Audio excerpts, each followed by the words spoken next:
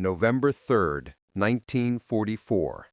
A destroyed bakery in Metz, France. Private First Class Michael Donovan pressed his eye to the 8x scope of his M1903 Springfield, watching German positions materialize through the morning fog like ghosts taking solid form. 22 years old, 6 months in combat, 14 confirmed kills, and he was certain he was about to become the 24th American sniper to die in this God-forsaken city. The Germans had turned Metz into a killing field, designed for one purpose: murdering Allied snipers with surgical precision.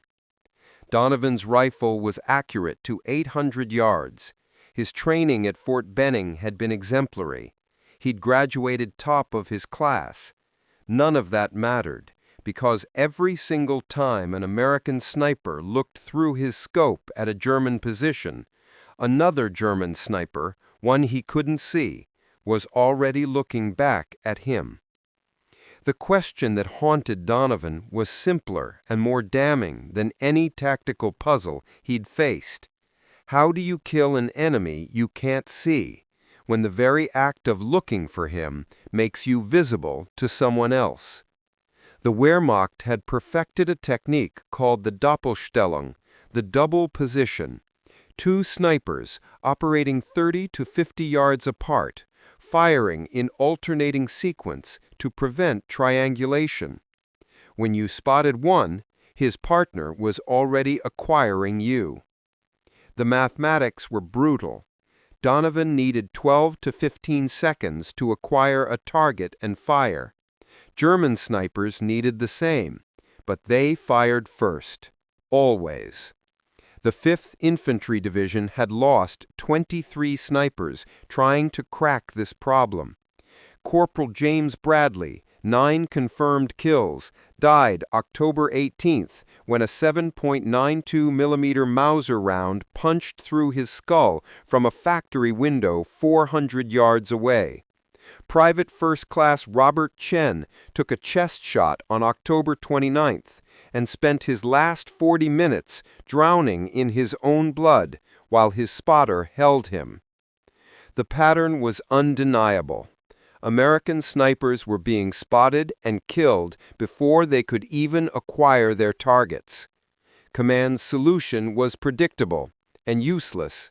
Stay mobile. Change positions constantly. Never remain static. It didn't work. The problem wasn't movement, it was awareness. German snipers owned the battlefield's spatial intelligence.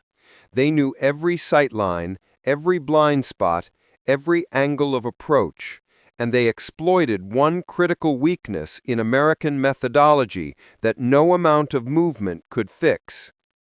His 8x scope narrowed his field of view to exactly 8 degrees, like staring through a toilet paper tube at a world that extended 360 degrees around him. At 400 yards, that magnificent magnification gave him a field of view of just 50 feet. Everything else, the flanking positions, the elevated angles, the rubble piles concealing secondary shooters, existed in a blind zone his peripheral vision couldn't penetrate. On November 2nd, 1944, working alone in the ruins of a hotel reduced to skeletal walls and shattered dreams, Donovan constructed what his battalion commander would later call the stupidest field modification I've ever seen authorized. He took a standard military-issue 4x6-inch shaving mirror, mounted it on the left side of his rifle scope, angled 45 degrees 8 inches forward of his eye. It sat in his peripheral vision while he aimed through the scope.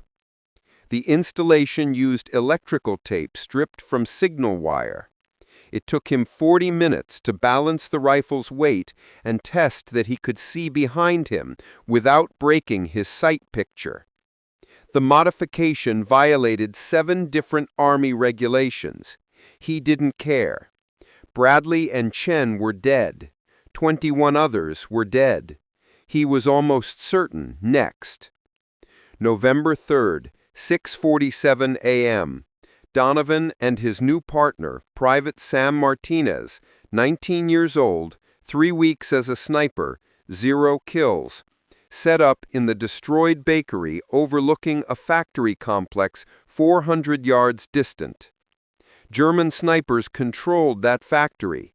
Everyone knew it. At 7:23 a.m., Donovan acquired a target. A German sniper on the 3rd floor, visible for just seconds as he adjusted his position. Donovan's finger moved to the trigger. Standard procedure: acquire, breathe, squeeze.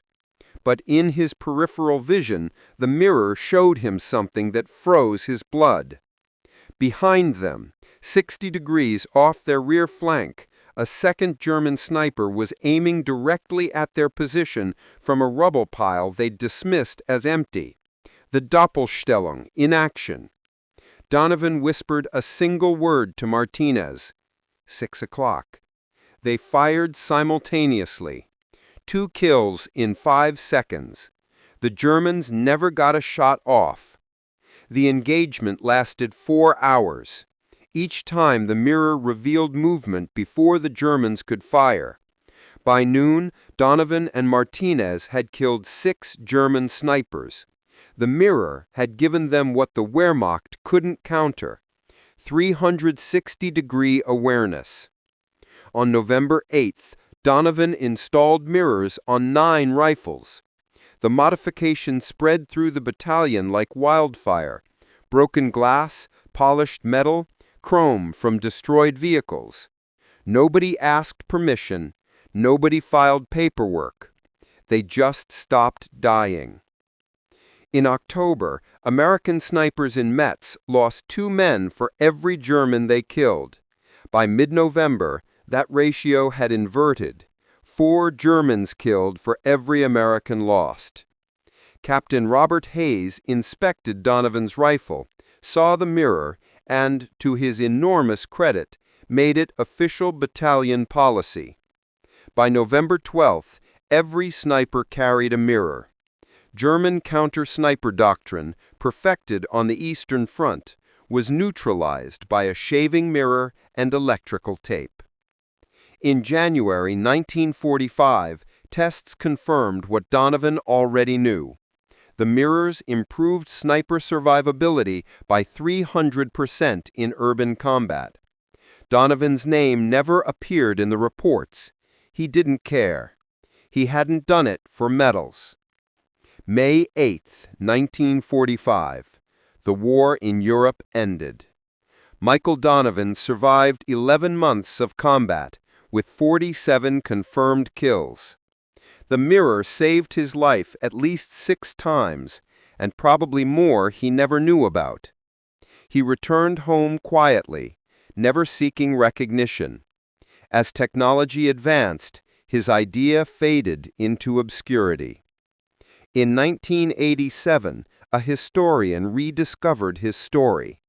In 1989, it was published in a small military journal. Almost nobody read it. Michael Donovan died June 7, 2001, at age 79. His obituary made no mention of the mirror, or of the lives it had saved. His funeral was attended by men in their 70s, men who had survived because of a piece of glass and electrical tape.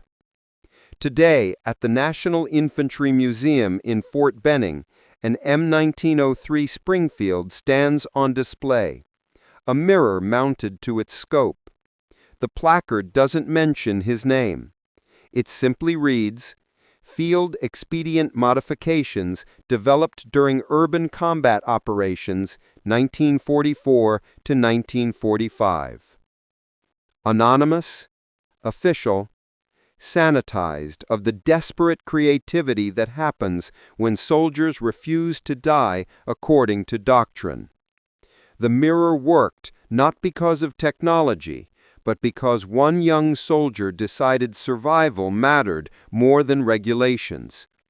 A shaving mirror changed counter-sniper doctrine more effectively than any official program.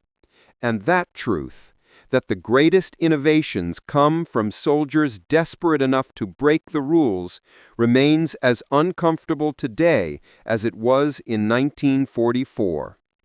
Which is probably why Michael Donovan's name still doesn't appear on the museum placard.